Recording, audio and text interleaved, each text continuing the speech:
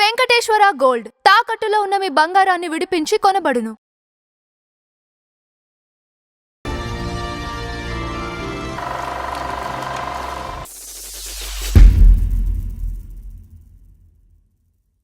నమస్కారం నందం హరిచంద్రరావు గారు. నమస్కారం అంజబాబు గారు. సో నిన్న మనం దాదాసాహెబ్ ఫాల్కే గారిని, ఆయన మహాపెద్ద, సినిమా ఇండస్ట్రీకి మహాపెద్ద కదా, సందేహం లేదు. ఆయన మొత్తం దేశానికి అయితే మన రాష్ట్రం గురించి వద్దామండి. మన రాష్ట్రం గురించి వస్తే రఘుపతి వెంకయ్య నాయుడు గారు వెరీ గుడ్ మంచి సజెషన్.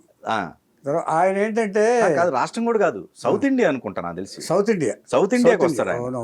అంతే, కరెక్ట్. ఏమండి, దేశానికి సినిమా పరిచయం చేసింది దాదాసాహెబ్ ఫాల్కే అయితే, మన రాష్ట్రాలకి, తెలుగు రాష్ట్రాలకి పరిచయం చేసిన తెలుగు చలనచిత్ర పితామహుడు రఘుపతి వెంకయ్య నాయుడు. తెలుగు రాష్ట్రమేనా లేకపోతే కన్నడ, మిగతా అన్నిటికీ వర్తిస్తుంది. సౌత్ ఇండియా వస్తుంది. ఓవరాల్ గా ఆయన తెలుగువాడు కాబట్టి మన తెలుగు రాష్ట్రాల గురించి చెప్పుకుంటే తెలుగు రాష్ట్రాల్లో ప్రముఖుడు ఆయన.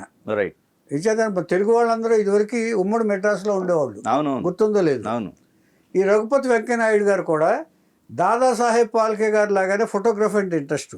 ఆయన ఫోటోగ్రఫీ చదువుకున్నాడు. ఆయన ఎవరు కాలేజీలో, జేజే ఆర్ట్స్ కాలేజీలో ఫోటోగ్రఫీ, చిత్రలేఖనం, మొత్తం ఆర్ట్ డైరెక్షన్ మొత్తం చదువుకున్నాడు ఆయన. దానికి యాడింగ్, మ్యాజిక్ ఆయన. ఈయనకి ఫోటోగ్రఫీ అంటే ఇంట్రెస్ట్.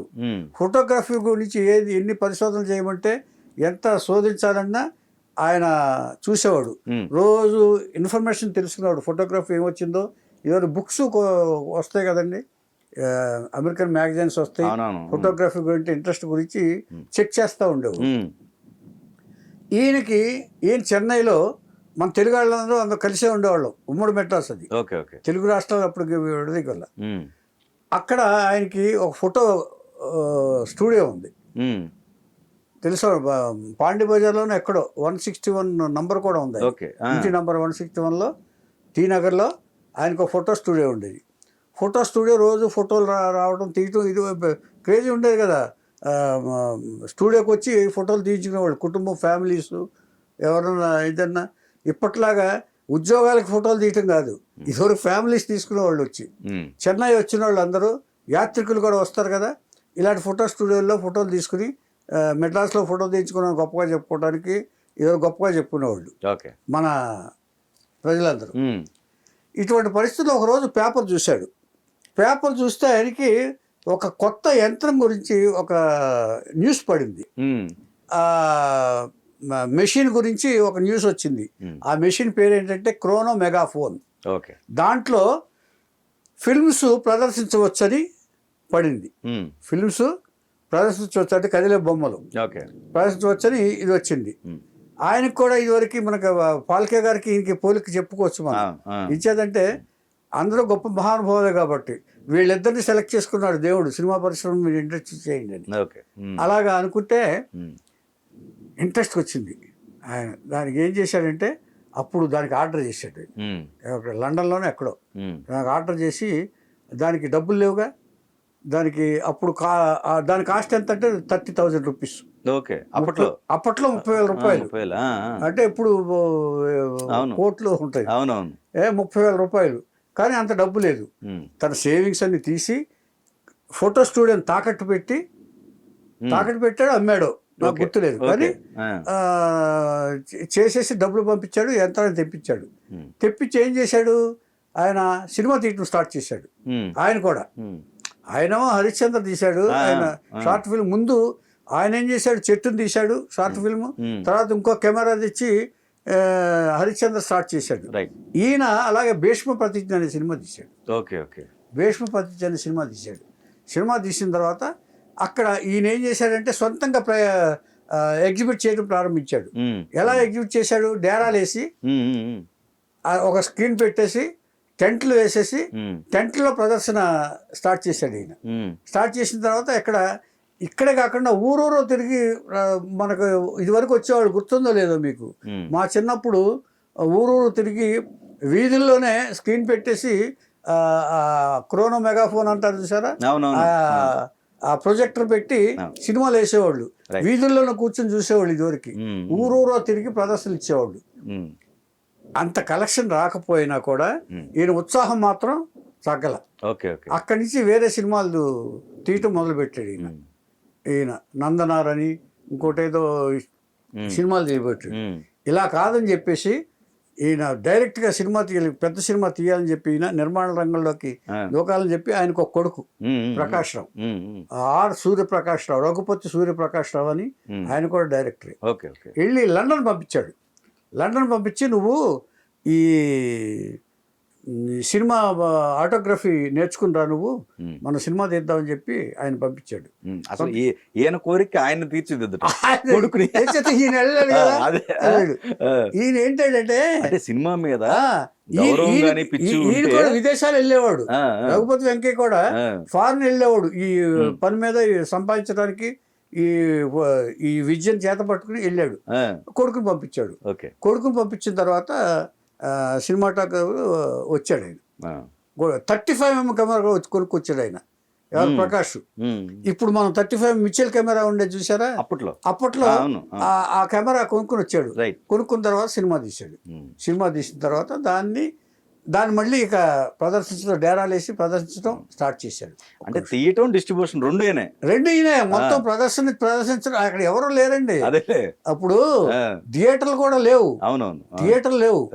అప్పుడు ఏం చేశాడంటే ఈయన, ఇలా కాదు, ఇలా ఎంతకాలం తిరుగుతాం, మాన్యువల్గా మనం ఇచ్చేస్తున్నాం తప్ప దీనికి ఏదో మార్గం ఆలోచించాలని చెప్పేసి ఇంకో కొత్త మార్గం ఆలోచించాడు ఈయన. Why not we construct a theatre అని అనుకున్నాడు.